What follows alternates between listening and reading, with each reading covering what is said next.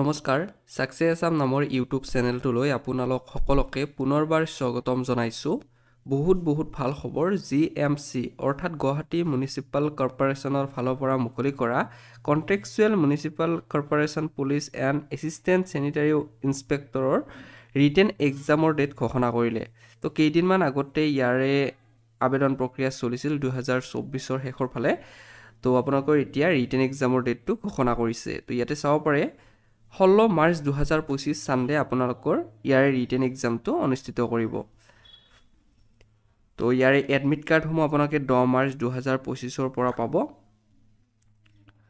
তো যিখিনি বন্ধু বান্ধৱী ইয়াতে আবেদন কৰিছিল তেওঁলোকে 10 মাৰ্চৰ পৰা এডমিট কাৰ্ডখিনি লাভ কৰিব আৰু ৰিটেন এক্সামটো দিব পাৰিব 16 মাৰ্চ 2025 সানডে ৰবিবাৰ।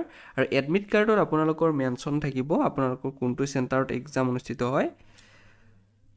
তো বন্ধুসকল এইখিনি আছিল ভিডিওটো আপোনালোকক দিবৰ বাবে, আৰু এনেকুৱা ধৰণৰ ভিডিওখিনি পোৱাৰ বাবে আপোনালোকে আমাৰ এই চেনেলটোৰ লগত জড়িত হৈ থাকিব। ধন্যবাদ।